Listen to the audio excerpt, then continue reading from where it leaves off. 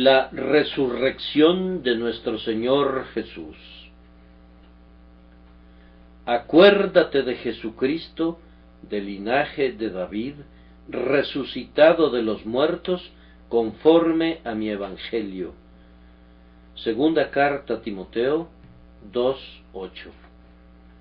Como resultado de una prolongada enfermedad, mi mente es apenas capaz de realizar la tarea que tengo ante mí. En verdad, si alguna vez yo hubiese pretendido la brillantez del pensamiento o del lenguaje, habría fracasado el día de hoy, pues me encuentro casi en el grado supremo de incapacidad. Ante el pensamiento de predicarles esta mañana, únicamente he sido reconfortado por la reflexión de que Dios bendice la propia doctrina y no la forma en la que pueda ser expresada, pues si Dios hubiese hecho que el poder dependiese del predicador y de su estilo, habría decidido que la resurrección, la mayor de todas las verdades, debería ser proclamada por ángeles y no por hombres. Sin embargo, hizo a un lado al serafín por una criatura más humilde. Después de que los ángeles dijeron una palabra o dos a las mujeres, su testimonio cesó. El más prominente testimonio de la resurrección del Señor fue inicialmente el de las santas mujeres, y después fue el de cada uno de los sencillos hombres y mujeres que formaban el grupo de 500 o más personas, que tuvieron el privilegio de haber visto de hecho al Salvador resucitado y que, por tanto, podían dar testimonio de lo que habían visto, aunque hubiesen sido bastante incapaces de describir con elocuencia lo que habían contemplado.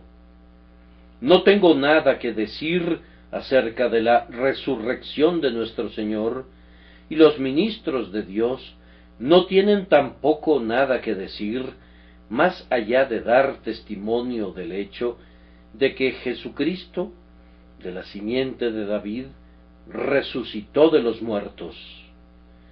Aunque lo convirtieran en poesía, aunque lo declararan en el sublime verso de Milton, vendría a ser lo mismo, aunque lo proclamaran en monosílabos y lo escribieran de tal manera que los niñitos pudieran leerlo en sus primeros abecedarios, se reduciría a lo mismo. Ha resucitado el Señor verdaderamente, es la suma y sustancia de nuestro testimonio cuando hablamos de nuestro Redentor resucitado. Basta con que sepamos la verdad de esta resurrección y que sintamos su poder para que el modo de nuestra predicación sea de una trascendencia secundaria, pues el Espíritu Santo dará testimonio de la verdad y hará que produzca fruto en las mentes de nuestros oyentes. Nuestro presente texto se encuentra en la segunda carta de Pablo a Timoteo. El venerable ministro está ansioso por el joven que ha predicado con éxito notable y a quien considera de algún modo como su sucesor. El anciano está a punto de abandonar el cuerpo y tiene el propósito de que su hijo en el Evangelio predique la misma verdad que su padre ha predicado, y que no adultere en modo alguno el Evangelio. En los días de Timoteo se había manifestado una tendencia que por lo demás existe en estos precisos tiempos, de tratar de apartarse de las simples realidades sobre las que está construida nuestra religión, para ocuparse de cosas más filosóficas y difíciles de entender. La palabra que la gente común acogió con alegría no es lo suficientemente refinada para los sabios ilustrados y, por tanto, deben recubrirla con una niebla de pensamiento y de especulación humanos. 3 o 4 hechos simples constituyen el Evangelio, según lo expone Pablo en el capítulo 15 de su primera epístola a los Corintios: porque primeramente os he enseñado lo que asimismo recibí, que Cristo murió por nuestros pecados, conforme a las Escrituras, y que fue sepultado, y que resucitó al tercer día, conforme a las Escrituras. Nuestra salvación depende de la encarnación, vida, muerte y resurrección de Jesús. El que cree rectamente en estas verdades ha creído en el Evangelio, y creyendo en el Evangelio encontrará en él, sin duda alguna, la salvación eterna. Pero los hombres buscan cosas novedosas. No pueden tolerar que la trompeta emita el mismo sonido inevitable. Ellos ansían cada día alguna novedosa fantasía musical. El Evangelio con variaciones, esa es la música para ellos. Dicen que el intelecto es progresivo, por tanto, han de marchar por delante de sus antecesores. La deidad encarnada, una vida santa, una muerte expiatoria y una resurrección literal, todos estos son temas de los que ya han oído durante cerca de 19 siglos, y por tanto se han vuelto un poco rancios, y la mente cultivada tiene hambre de un cambio del anticuado maná. Esta tendencia era manifiesta incluso en los días de Pablo, y así decidieron considerar los hechos como misterios o parábolas, y se esforzaron por encontrar un significado espiritual en esos hechos, pero fueron tan lejos que llegaron a negarlos como hechos reales. En la búsqueda de un significado recóndito, pasaron por alto el hecho mismo, perdiendo la sustancia en una insensata preferencia por la sombra. A pesar de que Dios puso delante de ellos gloriosos eventos que llenan al cielo de asombro, ellos mostraron su necia sabiduría al aceptar los sencillos hechos históricos como mitos que han de ser interpretados o acertijos que han de ser resueltos.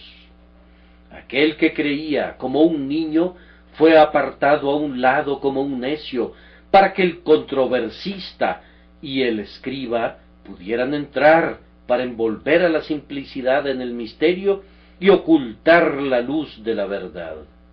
De aquí que surgieran ciertos individuos como Himeneo y Fileto, que se desviaron de la verdad, diciendo que la resurrección ya se efectuó, y trastornan la fe de algunos.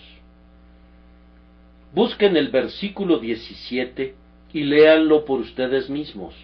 Volatilizaron a la resurrección, hicieron que significara algo muy profundo y místico, y en el proceso quitaron por completo la resurrección real. Entre los hombres hay todavía una ansia de nuevos significados, de refinamientos sobre las viejas doctrinas y espiritualizaciones de hechos literales. Arrancan con violencia las entrañas de la verdad y nos entregan el esqueleto relleno de hipótesis, especulaciones y mayores esperanzas. Los escudos de oro de Salomón son retirados y en su lugar son colgados escudos de latón. ¿Acaso esos escudos no responderán mejor a cada propósito? ¿Y no es el metal más acorde con la época? Podría ser, pero nunca admiramos a Roboam, y somos lo suficientemente anticuados para preferir los escudos originales de oro. El apóstol Pablo estaba muy ansioso de que Timoteo se mantuviera firme, al menos en cuanto a la antigua fe, y entendiera en su claro significado los testimonios de Pablo referentes al hecho de que Jesucristo, de la simiente de David, resucitó de los muertos. Dentro del alcance de este versículo se registran varios hechos, y primero, aquí está la gran verdad de que Jesús, el Hijo del Altísimo, fue ungido de Dios. El apóstol le llama Cristo Jesús, esto es, el Mesías, el enviado de Dios. También le llama Jesús, que significa un Salvador, y es una grandiosa verdad que quien nació de María, quien fue colocado en el pesebre de Belén, quien nos amó y vivió y murió por nosotros, es el Salvador, ordenado y ungido de los hombres. Nosotros no dudamos ni un instante acerca de la misión, el oficio y el propósito de nuestro Señor Jesús. En verdad, nosotros colgamos la salvación de nuestras almas del hecho de que Él es el ungido del Señor para ser el Salvador de los hombres. Este Jesucristo fue real y verdaderamente hombre, pues Pablo dice que Él fue del linaje de David. Es cierto que era divino, y su nacimiento no fue según la manera ordinaria de los hombres, pero aún así fue partícipe en todos los sentidos de nuestra naturaleza humana y provino del linaje de David. Nosotros también creemos esto. No estamos entre aquellos que espiritualizan la encarnación y que suponen que Dios estuvo aquí como un fantasma, o que toda esa historia no es sino una instructiva leyenda. No, en carne verdadera y sangre verdadera, el Hijo de Dios habitó entre los hombres. Él fue hueso de nuestros huesos y carne de nuestra carne en los días de su morada aquí abajo. Nosotros sabemos y creemos que Jesucristo ha venido en la carne. Amamos al Dios encarnado y en Él fijamos nuestra confianza. También está implícito en el texto que Jesús murió, pues no habría podido resucitar de los muertos si no hubiese descendido primero entre los muertos y no hubiese sido uno de ellos. Sí, Jesús murió. La crucifixión no fue un engaño. Su costado traspasado con una lanza fue una prueba sumamente clara y evidente de que estaba muerto. Su corazón fue traspasado, y sangre y agua brotaron de allí. Como un muerto fue bajado de la cruz, y llevado por benévolas manos, y puesto en el sepulcro nuevo de José. Me parece ver ese cadáver pálido, blanco como un lirio. Observen cómo está teñido con la sangre de sus 5 heridas que lo tornan rojo como la rosa. Vean cómo las santas mujeres lo envuelven en lino fino con especias aromáticas y le dejan para que pase su día de reposo completamente solo en el sepulcro cavado en la roca. Ningún hombre de este mundo estuvo jamás más ciertamente muerto que él. Y se dispuso con los impíos su sepultura, mas con los ricos fue en su muerte. Como muerto lo colocaron en el lugar de los muertos, con sudario y vendas y el vestuario adecuado para una tumba. Luego rodaron la gran piedra frente a la boca de la cueva y le dejaron, sabiendo que estaba muerto. A continuación viene la grandiosa verdad de que tan pronto como el tercer sol comenzó su rutilante recorrido, Jesús resucitó. Su cuerpo no había sufrido corrupción, pues no era posible que ese cadáver santo viera corrupción. Pero aún así, había estado muerto, y por el poder de Dios, por su propio poder, por el poder del Padre, por el poder del Espíritu, pues es atribuido alternativamente a cada uno de ellos, antes de que el sol hubiere salido, su cadáver fue revivido. El corazón silente comenzó a latir otra vez, y la sangre vital comenzó a circular a través de los canales estancados de las venas. El alma del Redentor tomó posesión del cuerpo otra vez, que vivió una vez más. Allí estaba dentro del sepulcro, vivo en verdad, en cuanto a todas sus partes, como lo estuvo siempre. Él salió de la tumba literal y verdaderamente en un cuerpo material para vivir entre los hombres hasta la hora de su ascensión al cielo. Esta es la verdad que ha de enseñarse todavía, a pesar de que alguien quiera refinarla o de que alguien se atreva a espiritualizarla. Este es el hecho histórico que los apóstoles presenciaron. Esta es la verdad por la que confesores se desangraron y murieron. Esta es la doctrina que es la piedra angular del cristianismo, y aquellos que no la sostienen han hecho a un lado la verdad esencial de Dios. ¿Cómo pueden esperar la salvación de sus almas si no creen que ha resucitado el Señor verdaderamente? Esta mañana deseo hacer 3 cosas. Primero, consideremos las repercusiones de la resurrección de Cristo en cuanto a otras grandes verdades. En segundo lugar, consideremos las repercusiones de este hecho en cuanto al Evangelio, pues de acuerdo al texto, tiene tales repercusiones. Acuérdate de Jesucristo, del linaje de David, resucitado de los muertos, conforme a mi Evangelio. En tercer lugar, hemos de considerar sus repercusiones en nosotros, que están todas indicadas en acuérdate. Primero, entonces, amados, con la ayuda de Dios, hemos de considerar las repercusiones del hecho de que Jesús resucitó de los muertos.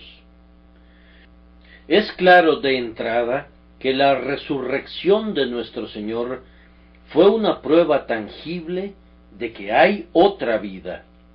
¿No han citado ustedes muchísimas veces ciertas líneas acerca de ese país ignoto de cuyos límites ningún viajero regresa?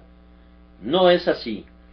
Hubo una vez un viajero que dijo: voy pues a preparar lugar para vosotros, y si me fuere y os preparare lugar, vendré otra vez, y os tomaré a mí mismo, para que donde yo estoy, vosotros también estéis.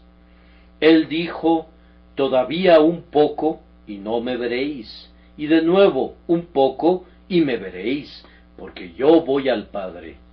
¿No recuerdan esas palabras suyas? Nuestro divino Señor fue al país ignoto y regresó. Él dijo que al tercer día estaría de regreso y fue fiel a su palabra. No hay ninguna duda de que hay otro estado para la vida humana, pues Jesús ha estado en él y ha regresado de él. No tenemos ninguna duda en cuanto a la existencia futura, pues Jesús existió después de la muerte. No tenemos ninguna duda en cuanto a un paraíso de futura bienaventuranza, pues Jesús fue allí y regresó. Aunque Él nos volvió a dejar, sin embargo, su regreso para quedarse con nosotros durante 40 días, nos ha dado una segunda garantía de que retornará una segunda vez cuando llegue la hora señalada, y entonces estará con nosotros durante 1000 años, y reinará en la tierra entre sus ancianos gloriosamente. Su regreso de los muertos es una garantía para nosotros de la existencia después de la muerte y nos regocijamos en ella. Su resurrección es también una garantía de que el cuerpo vivirá en verdad otra vez y de que se elevará a una condición superior, pues el cuerpo de nuestro bendito Maestro no era el de ningún fantasma después de la muerte, como tampoco lo fue antes. Palpad y ved. Oh portentosa prueba. Dijo, palpad y ved, y luego dijo a Tomás, pon aquí tu dedo y mira mis manos, y acerca tu mano y métela en mi costado.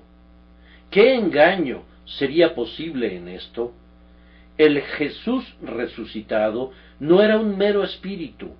Él clamó prestamente, un espíritu no tiene carne ni huesos, como veis que yo tengo. ¿Tenéis aquí algo de comer?, les preguntó, y como para mostrarles cuán real era su cuerpo, aunque no tenía necesidad de comer, sin embargo, comió, y una parte de un pez asado y un panal de miel fueron pruebas de la realidad del acto.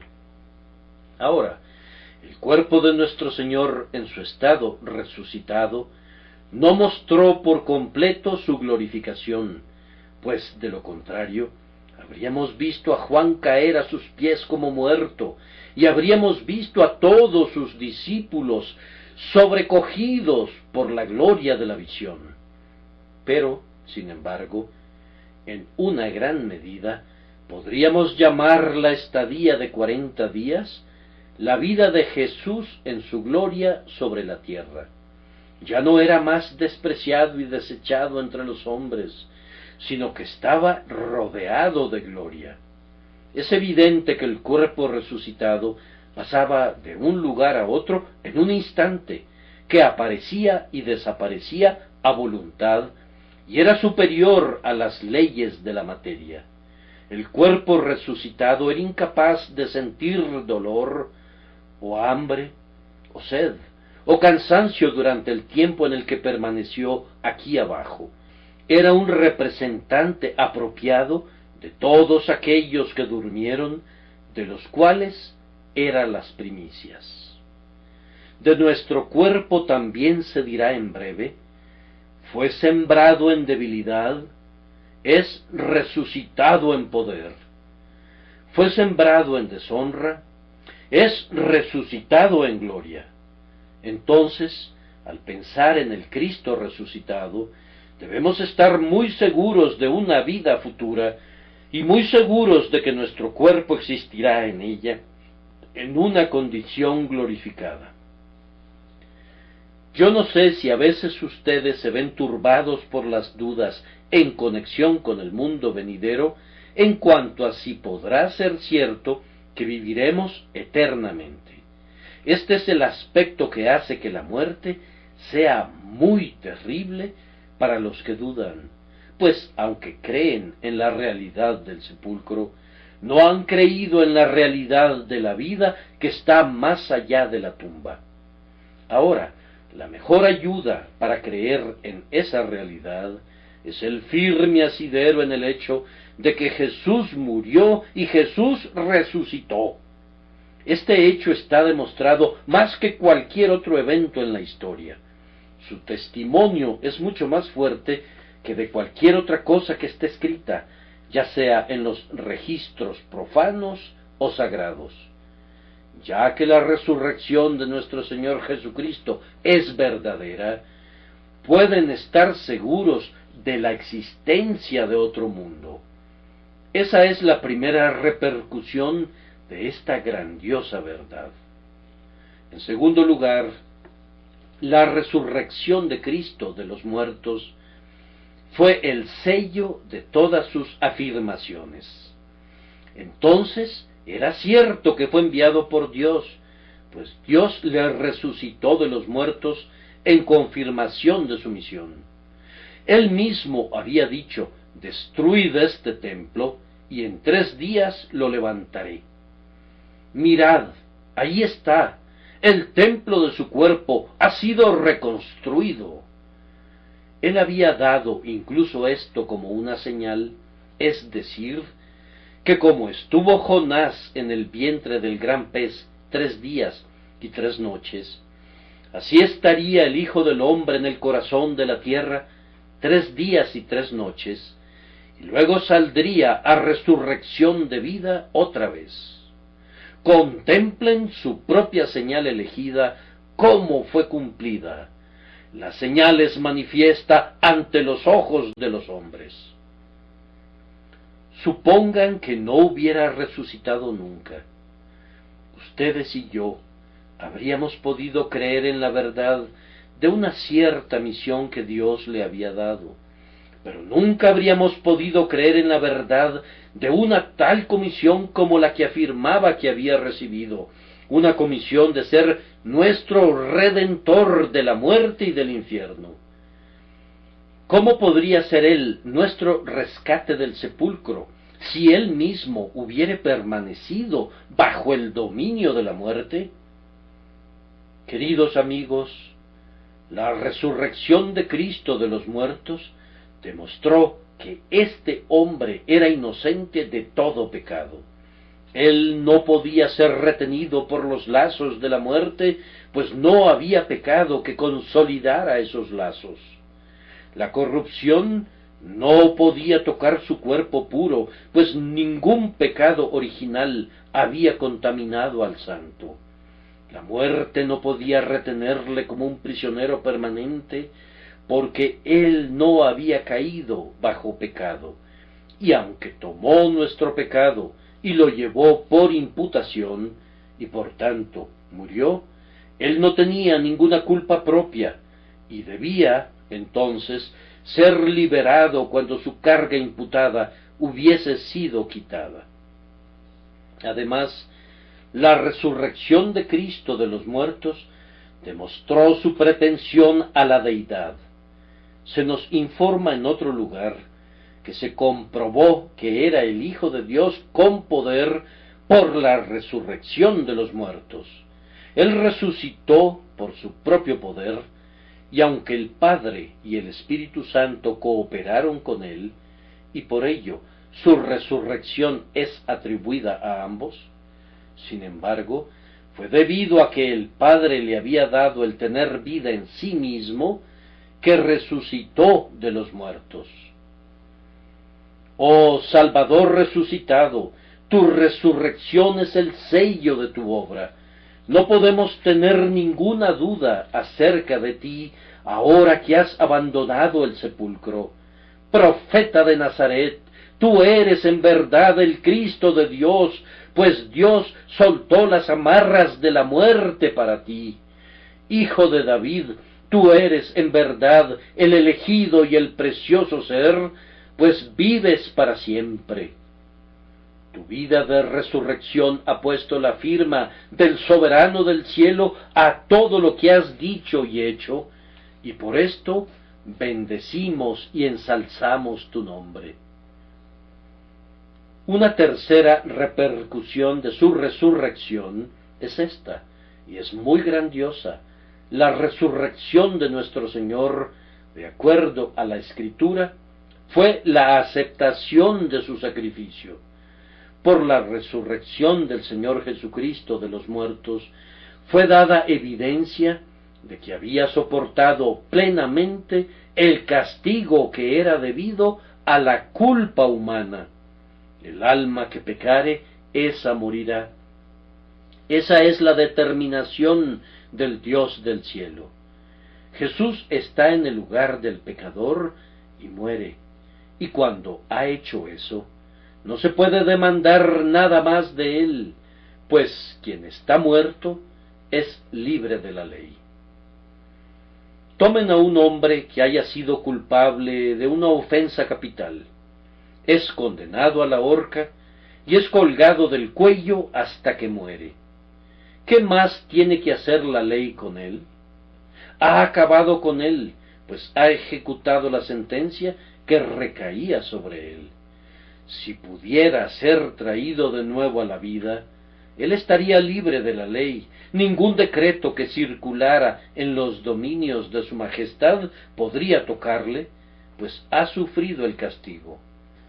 De igual manera, cuando nuestro Señor Jesús resucitó de los muertos, después de haber muerto, pagó totalmente el castigo que era debido a la justicia por el pecado de su pueblo, y su nueva vida era una vida libre de castigo, libre de responsabilidad. Ustedes y yo estamos libres de los reclamos de la ley, porque Jesús estuvo en nuestro lugar, y Dios no exigirá el pago tanto de nosotros como de nuestro sustituto.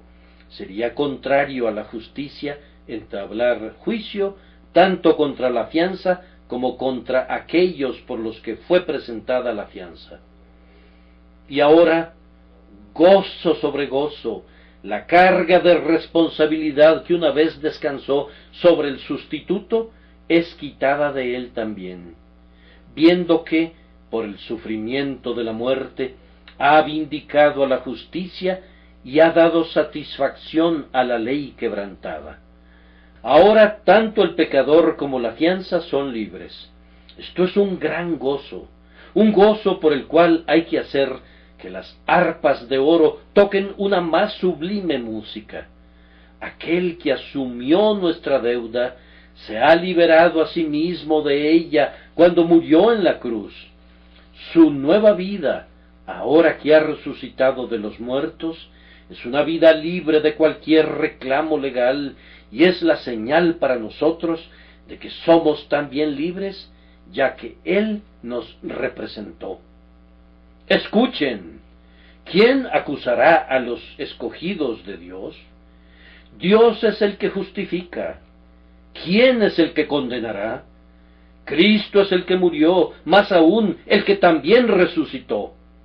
En sí es un golpe que derriba el miedo al suelo cuando el apóstol dice que no podemos ser condenados porque Cristo murió en nuestro lugar, pero le aplica una fuerza doble cuando clama, más aún el que también resucitó. Por tanto, si Satanás se acercara a cualquier creyente y le dijera, ¿qué hay en cuanto a tu pecado?, debe responderle que Jesús murió por él y que su pecado ha sido quitado. Si viniera en una segunda instancia y te dijera, ¿qué hay en cuanto a tu pecado?, respóndele, Jesús vive y su vida es la garantía de nuestra justificación. Pues si nuestra fianza no hubiese pagado la deuda, todavía estaría bajo el poder de la muerte. Puesto que Jesús ha saldado todas nuestras deudas y no ha dejado ni un centavo pendiente ante la justicia de Dios atribuible a algún elemento de su pueblo, Él vive y es libre, y nosotros vivimos en Él y somos también libres en virtud de nuestra unión con Él. ¿No es esta una gloriosa doctrina, esta doctrina de la resurrección en su repercusión sobre la justificación de los santos? El Señor Jesús se entregó por nuestros pecados, pero resucitó para nuestra justificación. Sean indulgentes conmigo mientras comento a continuación otra repercusión de esta resurrección de Cristo. Fue una garantía de la resurrección de su pueblo. Hay una gran verdad que no ha de ser olvidada nunca, es decir, que Cristo y su pueblo son uno, tal como Adán y toda su simiente son uno. Lo que Adán hizo, lo hizo como una cabeza por un cuerpo, y como nuestro Señor Jesús y todos los creyentes son uno, así lo que Jesús hizo, lo hizo como una cabeza por un cuerpo. Fuimos crucificados conjuntamente con Cristo, fuimos enterrados con Cristo, y hemos resucitado con él. Sí, juntamente con él nos resucitó y asimismo nos ha hecho sentar juntos en los lugares celestiales con Cristo Jesús. Él dice, porque yo vivo, vosotros también viviréis.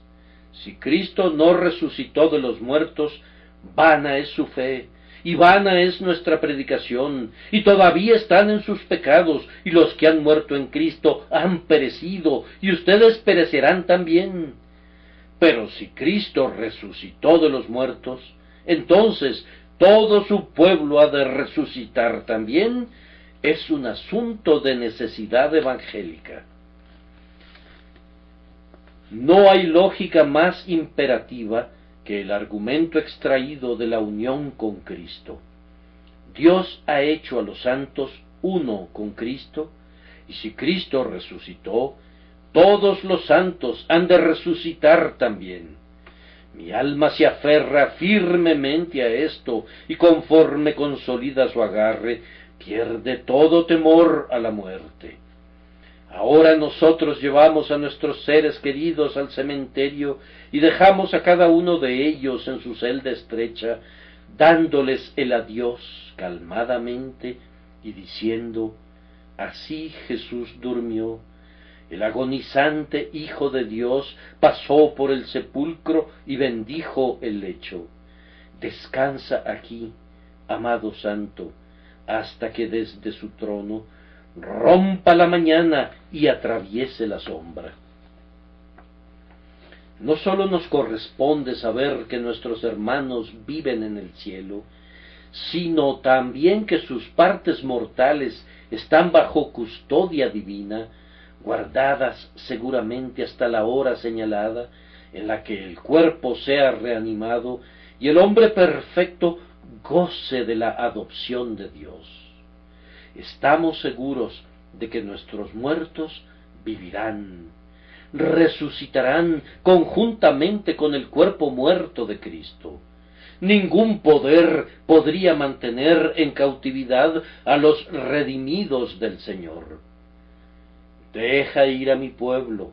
Será un mandato tan obedecido por la muerte como lo fue una vez por el faraón humillado que no pudo mantener en cautiverio a uno solo de los israelitas. El día de la liberación viene con presteza. Despréndete de su trono, ilustre mañana. Atiende, oh tierra, a su soberana palabra. Una forma gloriosa restaura tu confianza. Él ha de ascender para encontrarse con su Señor. Además, la resurrección de nuestro Señor de los muertos es un hermoso cuadro de la nueva vida de la que todos los creyentes ya gozan. Amados, aunque este cuerpo está todavía sometido a servidumbre como el resto de la creación visible, de acuerdo a la ley enunciada en la Escritura, el cuerpo en verdad está muerto a causa del pecado, pero el espíritu vive a causa de la justicia. La regeneración que ha tenido lugar en quienes creen ha cambiado nuestro espíritu y le ha dado vida eterna, pero no ha afectado nuestro cuerpo más allá de esto. Lo ha hecho ser el templo del Espíritu Santo, y así es algo santo, y no puede ser detestable para el Señor, ni ser barrido entre las cosas impías. Pero todavía el cuerpo está sujeto al dolor y al cansancio y a la suprema sentencia de muerte. No así el Espíritu. Ya se ha cumplido dentro de nosotros una parte de la resurrección, puesto que está escrito, y Él os dio vida a vosotros cuando estabais muertos en vuestros delitos y pecados. Antes ustedes eran como los impíos bajo la ley del pecado y de la muerte, pero han sido liberados de la servidumbre de la corrupción y llevados a la libertad de vida y gracia, habiendo obrado el Señor según la operación del poder de su fuerza, la cual operó en Cristo resucitándole de los muertos y sentándole a su diestra en los lugares celestiales.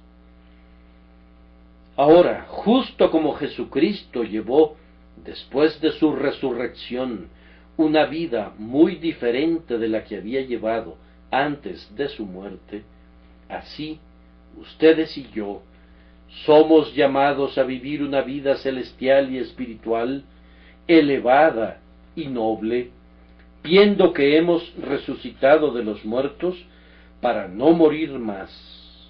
Gocémonos y regocijémonos en esto. Comportémonos como quienes están vivos de los muertos, como los hijos felices de la resurrección. No hemos de ser esclavos del dinero, o cazadores que van tras la fama mundana. No hemos de poner nuestros afectos en las impías cosas de este mundo muerto y putrefacto, sino que nuestros corazones deben volar hacia lo alto, como jóvenes pájaros que se han liberado de sus conchas, a lo alto, hacia el Señor y hacia las cosas celestiales en las cuales Él quiere que pongamos nuestras mentes. Una verdad viva, una obra viva, una fe viva, estas son las cosas para hombres vivos. Hemos de despojarnos de la mortaja de nuestras antiguas concupiscencias y vestir las ropas de luz y de vida. Que el Espíritu de Dios nos ayude a adentrarnos en la meditación de estas cosas en casa. Ahora, en segundo lugar, hemos de considerar las repercusiones de este hecho de la resurrección en cuanto al Evangelio. Pues Pablo dice: acuérdate de Jesucristo del linaje de David, resucitado de los muertos, conforme a mi Evangelio. A mí siempre me gusta ver de qué manera cualquier tipo de enunciado se relaciona con el Evangelio. Pudiera ser que yo no tuviera muchas más oportunidades de predicar, pero estoy decidido a esta cosa única, que no perderé nada de tiempo en temas secundarios, y cuando predique, habrá de ser el Evangelio, o algo muy cercanamente conectado con él. Me esforzaré cada vez por herir la quinta costilla y nunca dar golpes al aire. Aquellos que gustan de las superfluidades pueden tomar su ración llena de ellas, pero en cuanto a mí, he de apegarme a las grandiosas verdades necesarias por las cuales las almas de los hombres son salvadas. Mi trabajo es predicar a Cristo crucificado y su Evangelio que da a los hombres la salvación a través de la fe. Oigo cada vez y cuando acerca de sermones muy seductores, de una u otra cosa nueva y resplendente. Algunos predicadores me recuerdan al emperador, que tenía una maravillosa habilidad para esculpir cabezas de hombres en semillas de cerezas. ¿Con qué multitud de predicadores contamos que pueden hacer discursos maravillosamente finos a partir de un mero pensamiento pasajero, pero que no tienen ninguna trascendencia para nadie? Algunos de nosotros estaremos fríos en nuestras tumbas antes de que pasen muchas semanas, y no podemos darnos el gusto de jugar o de tomar las cosas a la ligera. Necesitamos ver las repercusiones de todas las enseñanzas en nuestros destinos eternos y en el Evangelio que derrama su luz en cuanto a nuestro futuro. La resurrección de Cristo es vital, primero porque nos dice que el Evangelio es el Evangelio de un Salvador vivo.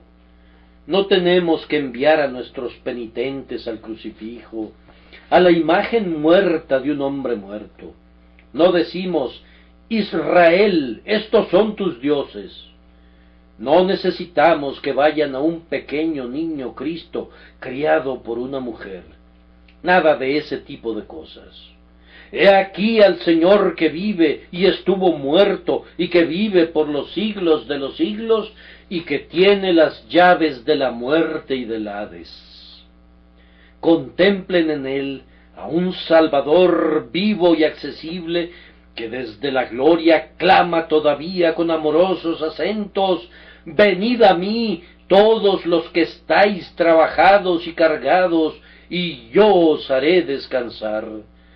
Puede también salvar perpetuamente a los que por él se acercan a Dios, viviendo siempre para interceder por ellos. Yo digo que tenemos un Salvador vivo, ¿y no es esta una gloriosa característica del Evangelio? Noten a continuación que tenemos un Salvador poderoso en conexión con el Evangelio que predicamos, pues aquel que tuvo el poder de resucitarse a sí mismo de los muertos, tiene todo el poder ahora que ha resucitado. Aquel que en la muerte venció a la muerte, puede conquistar mucho más por su vida. Aquel que, a pesar de estar en el sepulcro, pudo romper todas sus ataduras, puede seguramente liberar a todo su pueblo. Aquel que, viniendo bajo el poder de la ley, cumplió la ley, liberando así a su pueblo de la servidumbre, ha de ser poderoso para salvar. Ustedes necesitan un Salvador fuerte y poderoso, y sin embargo no necesitan uno más fuerte que aquel de quien está escrito que resucitó de los muertos. ¡Qué bendito evangelio tenemos que predicar! El evangelio de un Cristo vivo que ha regresado de los muertos, llevando cautiva la cautividad. Y ahora noten que tenemos que predicarles el evangelio de la completa justificación. No venimos y decimos: hermanos, Jesucristo, por su muerte, hizo algo por lo que los hombres pueden ser salvados si tienen una mente para hacerlo y cumplen diligentemente con sus buenas resoluciones. No, no, decimos que Jesucristo tomó el pecado de su pueblo sobre sí mismo y soportó sus consecuencias en su propio cuerpo sobre el madero, de tal forma que murió. Y habiendo muerto, y habiendo pagado de esta manera el castigo, vive otra vez. Y ahora, todos aquellos por los que murió, todo su pueblo cuyo pecado llevó, son libres de la culpa del pecado. Ustedes me preguntarán: ¿quiénes son ellos? Y yo respondo: todos los que creen en Él. El que cree en Jesucristo es tan libre de la culpa del pecado como lo es Cristo. Nuestro Señor Jesús tomó el pecado de su pueblo y murió en el lugar del pecador, y ahora, habiendo sido puesto Él mismo en libertad, todo su pueblo es puesto en libertad en su representante. Esta doctrina es digna de ser predicada. Uno puede muy bien levantarse de su cama para hablar acerca de la perfecta justificación por medio de la fe en Cristo Jesús. Pero sería igual seguir durmiendo que levantarse para decir que Jesús logró poco o nada por su pasión y su resurrección. Algunos parecen soñar que Jesús abrió un pequeño espacio por el cual tenemos una ligera oportunidad de alcanzar el perdón y la vida eterna, si somos diligentes durante muchos años.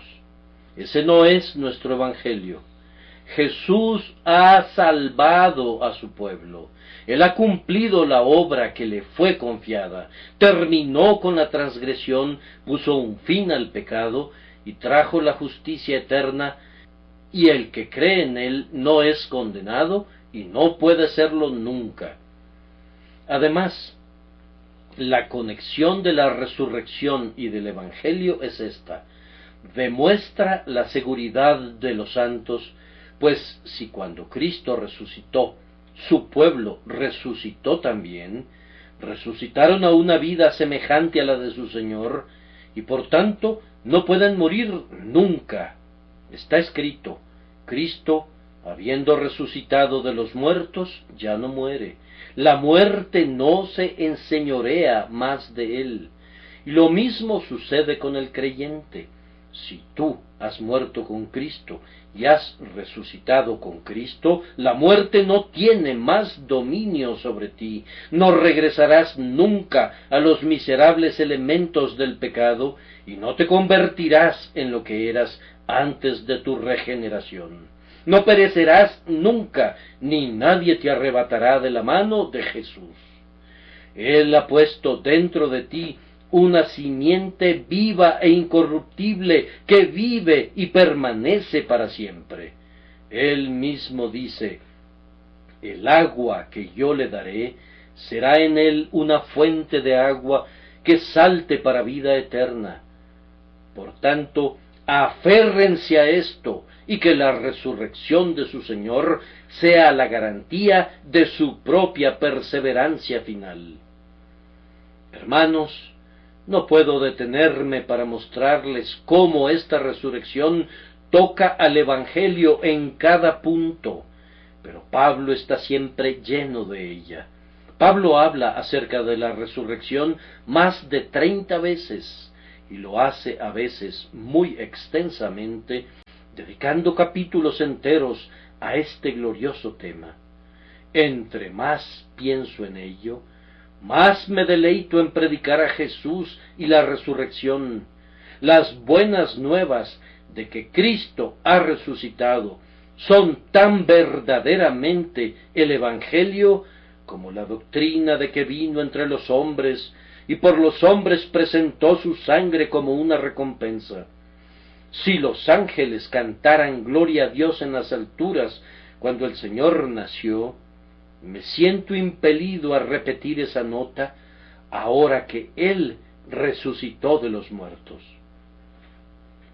Y así llego a mi último encabezamiento y a la conclusión práctica, la repercusión de esta resurrección para nosotros. Pablo nos pide expresamente: acuérdate de Jesucristo resucitado. Vamos, dirá alguno, no la olvidamos. ¿Estás seguro de que no la olvidas? Yo me descubro muy olvidadizo de las verdades divinas. No hemos de olvidarla, pues este primer día de la semana está consagrado por los propósitos del día de reposo a constreñirnos a pensar en la resurrección. En el séptimo día, los hombres celebraban una creación terminada. En el primer día, nosotros celebramos una redención consumada. Entonces, guarden esto en mente.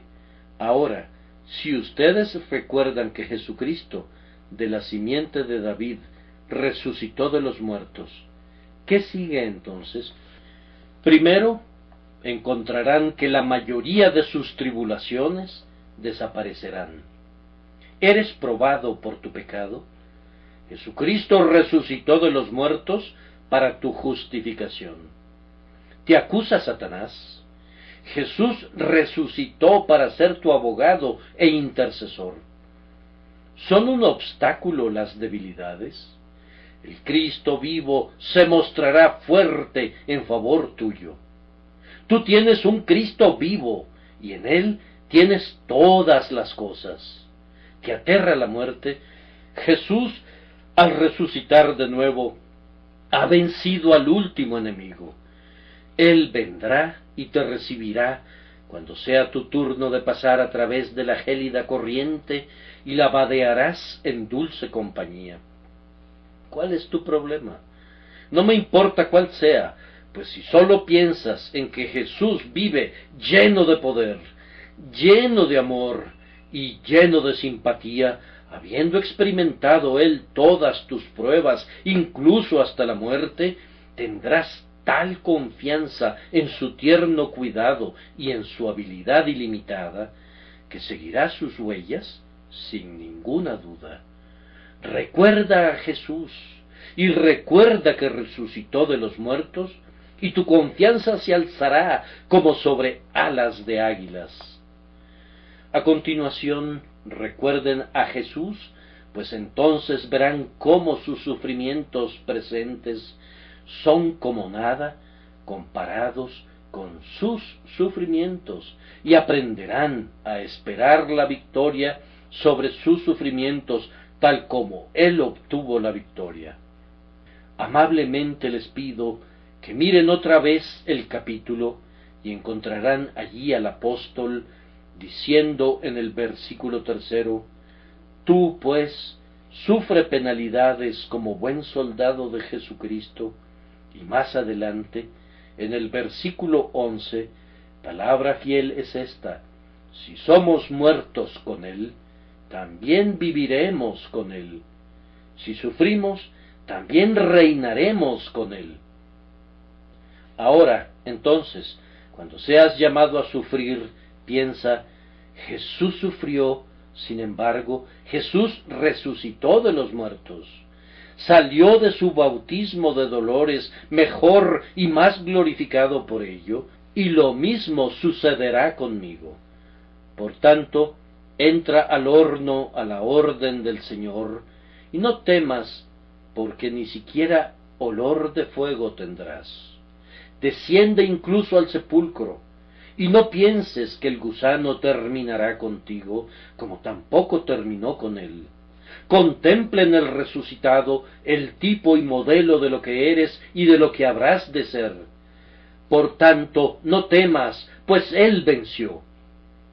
No te quedes parado temblando, sino que prosigue valerosamente, pues Jesucristo, de la simiente de David, resucitó de los muertos, y tú, que eres de la simiente de la promesa, resucitarás de todas tus tribulaciones y aflicciones, y vivirás una vida gloriosa. Vemos aquí, queridos hermanos, cuando se nos dice que nos acordemos de Jesús, que hay esperanza incluso en nuestra desesperanza. ¿Cuándo son más desesperadas las cosas para un hombre? Pues cuando está muerto. ¿Sabes en qué consiste descender al sepulcro en lo concerniente a tu debilidad interna? Yo sí lo sé. A veces me parece que todo mi gozo está enterrado como algo muerto, y toda mi presente utilidad y toda mi esperanza de ser útil en el futuro están enterrados en un féretro y colocados bajo tierra como si fueran un cadáver. En la angustia de mi espíritu y en la desolación de mi corazón, podría llegar a considerar que es mejor morir que vivir. Tú dices que no debería ser así. Te concedo que no debería ser así, pero es así. Muchas cosas suceden dentro de las mentes de pobres mortales que no deberían suceder. Pero si tuviéramos más valor y más fe, no sucederían.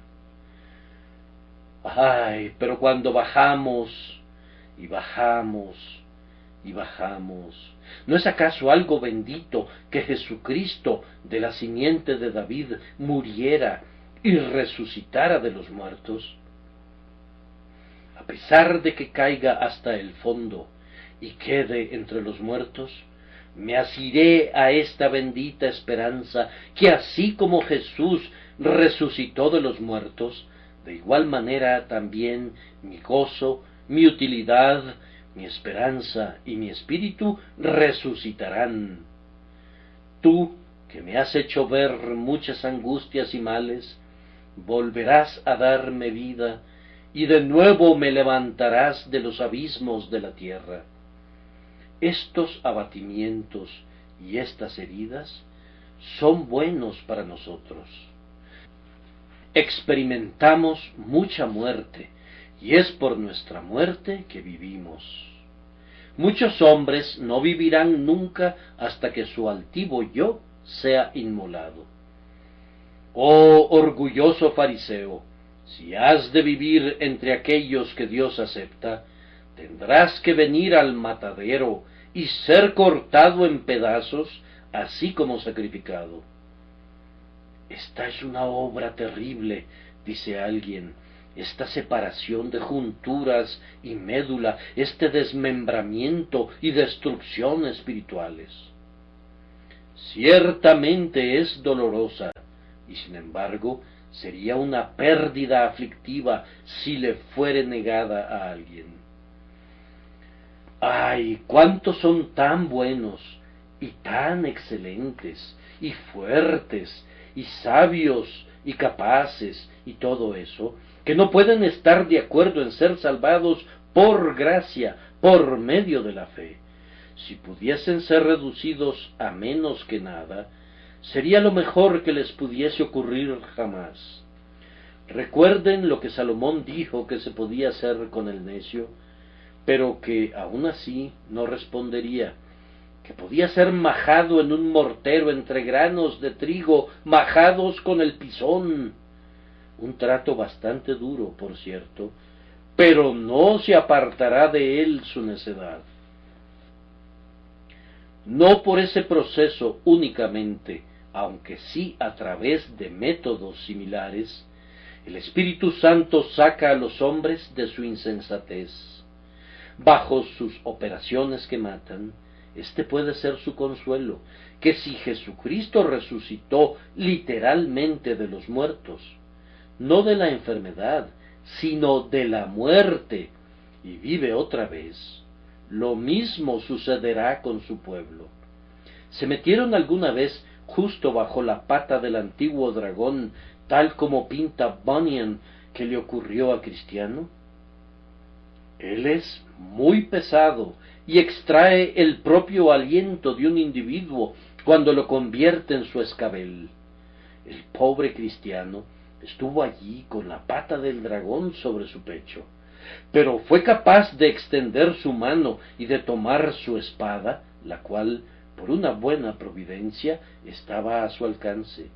Entonces le propinó tal golpe letal a Apolión que le obligó a extender sus alas de dragón y a alzar el vuelo para alejarse. El pobre peregrino, aplastado y quebrantado, al tiempo que asestaba la estocada a su enemigo, gritaba: «No te regocijes por mí, oh enemigo mío, aunque caiga, me levantaré de nuevo». Hermano, haz tú lo mismo.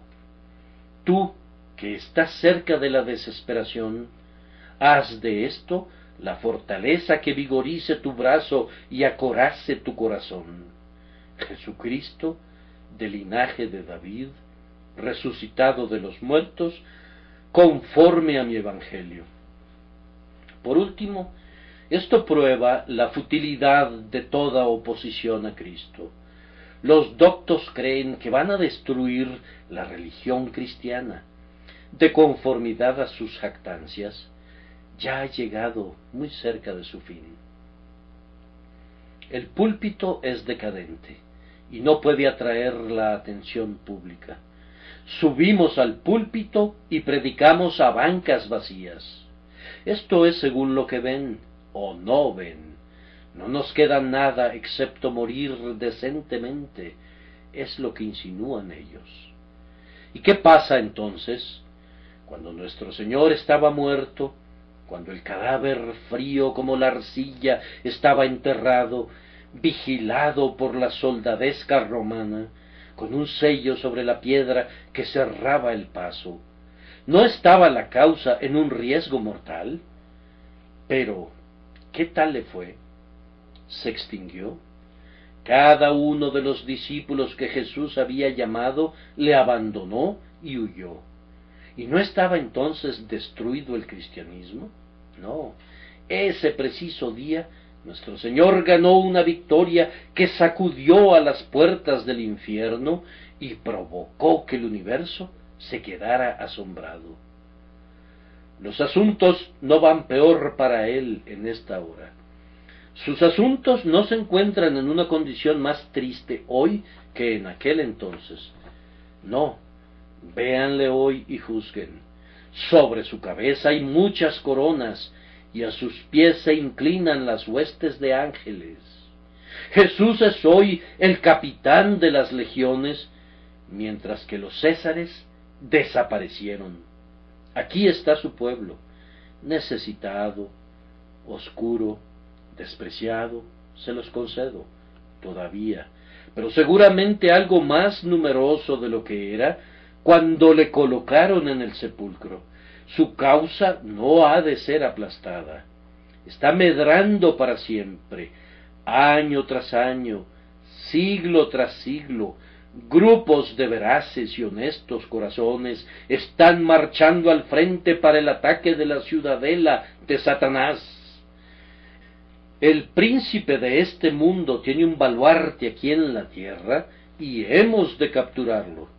Pero todavía solo vemos un pequeño progreso, pues fila tras fila los guerreros del Señor han marchado a la brecha y han desaparecido bajo el terrible fuego de la muerte.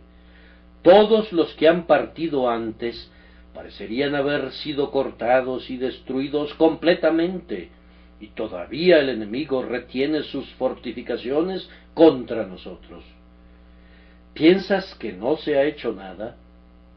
Se ha llevado la muerte a esos mártires y confesores y predicadores y santos laboriosos, y no se ha logrado nada. En verdad, si Cristo estuviera muerto, yo admitiría nuestra derrota, pues los que han dormido en él habrían perecido. Pero como el Cristo vive, entonces la causa vive, y los que han caído no están muertos, se han desvanecido de nuestra vista por un poco de tiempo, pero si la cortina pudiese ser corrida, cada uno de ellos podría ser visto que está de pie en su porción, ileso, coronado, victorioso. Estos que están vestidos de ropas blancas, ¿quiénes son y de dónde han venido? Estos son aquellos que fueron derrotados. Entonces, ¿por qué están vestidos de ropas blancas? Estos son aquellos que se adhirieron a una causa que ha sido derrotada. Entonces, ¿de dónde procede su larga línea de vencedores? Pues no hay un hombre vencido entre todos ellos. La verdad ha de ser dicha. Derrota no es la palabra para la causa de Jesús, el príncipe de la casa de David. Hemos sido siempre victoriosos, hermanos, somos victoriosos ahora. Sigan a su Señor en sus caballos blancos y no tengan miedo. Le veo al frente con su vestuario teñido en sangre sobre él, recién salido del lagar donde ha hollado a sus enemigos. Ustedes no tienen que ofrecer sangre expiatoria, sino únicamente vencer tras su Señor. Pónganse sus ropas blancas y síganle montando sus caballos blancos, venciendo y para vencer. Él está más cerca de lo que pensamos, y el fin de todas las cosas podría ser antes de que la siguiente burla hubiere salido de la boca del más reciente escéptico. Tengan confianza en el resucitado y vivan en el poder de su resurrección.